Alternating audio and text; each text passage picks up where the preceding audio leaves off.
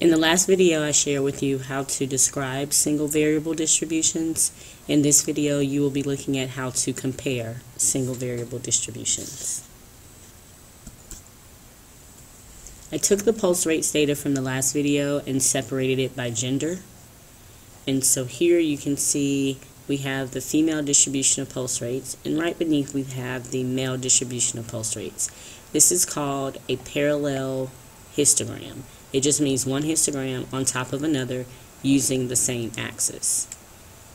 In this figure you see the parallel box plots. So we can see that the female gender has one outlier, unusually low pulse rate, and the male gender has two unusually low pulse rates. Another way to display data when you want to compare is by using a stem plot. In this case we have what's called the back-to-back stem plot. What you see are the stems. In this case it's either tens place or tens and hundreds place, and to the left of the stems you see the leaves, and these are the ones place. Notice I have a key at the bottom that lets you know when you see 5 with a line and 1 that represents 51 beats per minute.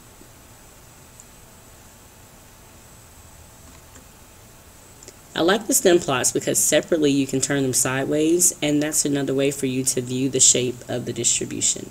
If we start to pay attention to this shape, we can imagine that we're drawing a smooth curve around. We have a bit of an unusual value here, a couple of unusual values here, but the bulk of the values have a peak in the 60s and then start to trail off from there. So we would say that the distribution of female pulse rates is skewed to the right. As we look at the distribution of male pulse rates, we definitely have some outliers. Someone reported a pulse rate of 0. We talked about how that person is dead. And somebody else reported a pulse rate of 7. Not dead, but maybe comatose. And so we have unusual pulse rates for the males. But in general, if it were not for those outliers, then the male distribution of pulse rates would give us a nice, smooth, symmetric curve. So we'll call that one roughly symmetric.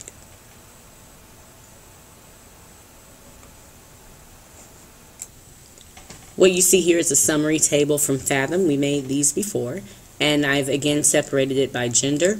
So in the same order as we had before, first we have the mean, followed by the standard deviation, and then the 5-number summary: minimum, Q1, median, Q3, and max. Lastly, you have a count. So it just so happens that once I deleted data that wasn't useful for us, we had 24 females and 24 males to report their pulse rates.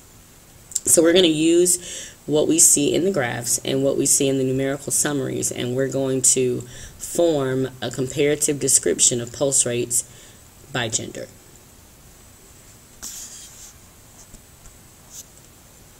Now, when we compare distributions, it will be very similar to when we describe distributions. We want to make sure we rock our socks. So shape, outlier, center, make sure our graphs have a key, title, and label, the axes, and then we want to talk about spread.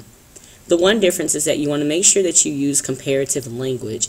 Don't just list the shape of one distribution, outlier, center, spread, and then of the other distribution list the same thing. You want to use that comparative language. Talk about more skewed, less skewed, higher medians, lower medians, things like that. Make sure you keep your description in context, and remember the types of plots that you can use. You can use back-to-back stem plots, parallel histograms, or parallel box plots. As a reminder, the description template is still available. We're going to follow this same template.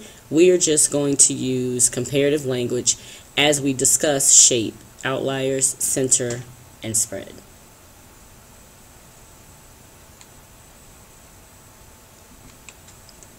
So here we go.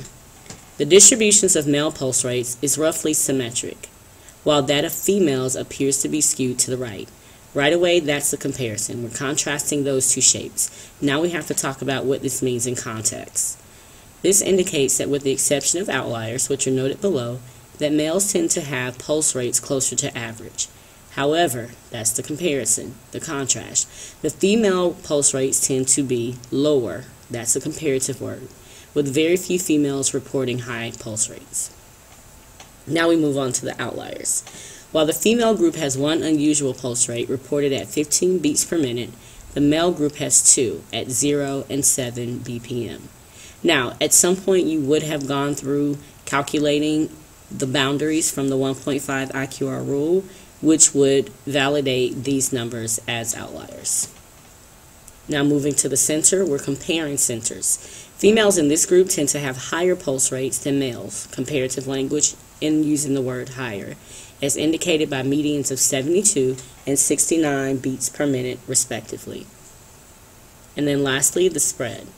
Female pulse rates are more consistently spread about the median than those of males. This is evident in the spread of the middle 50%, which is IQR, 18 for female pulse rates and 24 for male pulse rates. So that's it to comparing distributions. Watch this video over and over again until you have it in your head. You really need to consider this as you create your questions for the Socratic seminar that we're having on Monday. Have a great weekend.